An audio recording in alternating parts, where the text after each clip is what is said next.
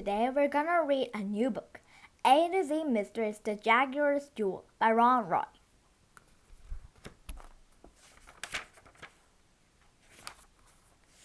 The Jaguar's Jewel by Ron Roy, illustrated by John Stephen Gurney.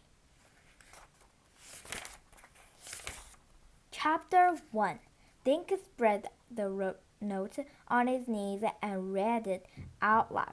Dear nephew Donnie, I am so happy that you're coming to visit. You and your friends are gonna love New York City. I will meet your train at 4 o'clock on Friday at Grand Central Station. Love, Uncle Warren. Josh giggled. He called you Dunny? Yeah, Dink said, blushing. But if you ever do, I'll tell all the kids at school your middle name is Carol. But my middle name isn't Carol, Josh said. Dink flashed an evil grin. So, guys, I think we're there, Roosevelt said. The train slowed. Suddenly, the bright sunny day vanished. Everything outside the train windows turned black. Hey, what happened? Josh cried. Dink laughed. We're in a tunnel, Josh, he said. Don't worry, Ruth Rose and I will protect you. The train slowed even more, then stopped. New York, Grand Central Station. The conductor called, last stop, all passengers off. The kids grabbed their backpacks and followed the other passengers to the door. Watch your step, the conductor said. He helped the kids hop onto the platform. They found themselves standing on a concrete tunnel. The dust and soot coming up from under the train made Dink sneeze. Where do we go? Josh asked. My uncle said he'd meet us. Dink said maybe we should just wait here. All around them, people were hurrying along the platform. Dink stood on tiptoe but couldn't see his uncle anywhere. Is that him? Ruth Rose asked. She pointed to a short man in a gray suit. He was pushing toward them through the crowd. Dink jumped up and down and waved. Uncle Warren, we're here! Uncle Warren Duncan had white hair and a big smile. He carried an umbrella and wore a red carnation in his lapel. His eyeglasses twinkled in the underground lights. Donnie, welcome, he said, beaming at the kids. How was your train ride? Are you hungry? We're fine, Dink said. The train was great, and Mom packed the sandwiches for us. Splendid! Dink's uncle gave him a big hug. And whom we have here? He asked, peering through his round glasses. Josh and Ruth Rose, Dink said. My best friends. Marvelous, Uncle Warren said, shaking their hands. Now let's go find the cab. Follow me.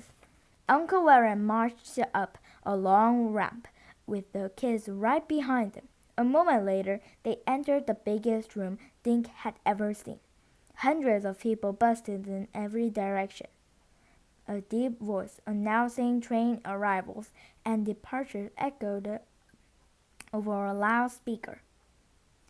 Piles of luggage were heaped around the gleaming marble floor. Try as he might, Dink couldn't take it all in. Uncle Warren said, This is Grand Central Station's main terminal. Look up. The kids tipped their heads back and looked up. And up. The gold-painted stars and animals danced around an emerald green ceiling. This is so awesome, Josh said. Look, there's a ball and a goat.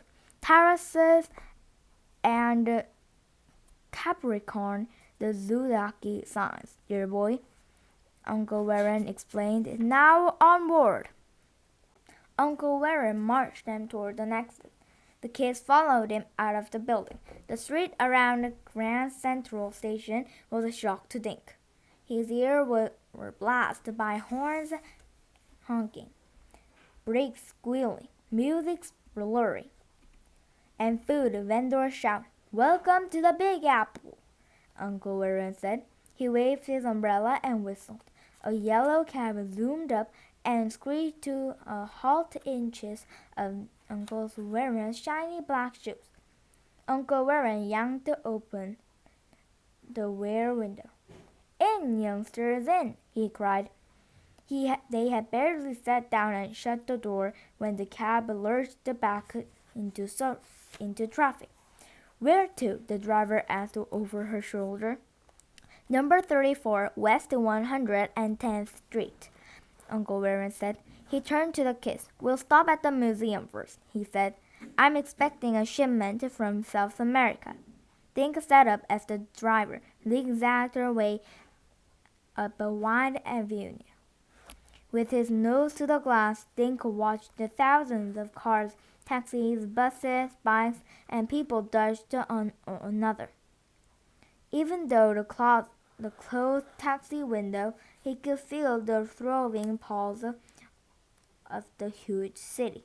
20 minutes later, the cab hurtled to a stop in front of a building made of white marble. Here we are, the driver said. Uncle Warren handed her a few bills. Keep the change, please. Thanks, mister, the driver said, smiling into her rear view mirror. Uncle Warren and the kids piled out of the taxi. This is where I work, Uncle Warren said. He pointed to a small brass sign next to a green door. The sign read, The Porter Museum. Dink noticed that it was a lot quieter. Trees stood in front of the building, and a few kids were drawing chalk pictures on the sidewalk. From a window across the street came the sound of someone playing a piano. Suddenly, he heard a voice call out, Warren, hello! Dink saw a smiling man and woman standing in front of a small restaurant next to the museum. Behind them, a sign above a wide window read, Le Petit Bistro. Come in, my friends, Uncle Warren said, heading toward the couple. He introduced it to kids. And this is Jean Paul and his wife Eugene, Uncle Warren said. Uncle Warren pointed to the sign. These lovely people own the best French restaurant in New York.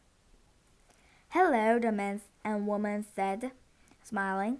Nice to meet you, the kids said all together. Eugene turned to Uncle Warren. It came, she said, a big, heavy box. 4 men carried it upstairs to your office. Jean Paul reached into his pocket. I went up with them, then locked the door when they left, he said, dropping a key on a brass ring into Uncle Warren's hand. What's in the box? Dink asked. Uncle Warren winked. Nothing much, he said. Only priceless gold. And that is the end of chapter 1. Wow. Oh, Uncle Warren looks like this. So he is Uncle Warren, and that's Eugene. And this is Jean Paul. And what is in the box that 4 men brought them into the office? He said only priceless gold, and maybe they brought gold. Maybe this? I thought this was, like just like plastic, and only this is the real because, it was real shiny. Wow, maybe this is all, gold, and this is maybe ruby. I love ruby. It's really pretty. Anyway, look for chapter 2.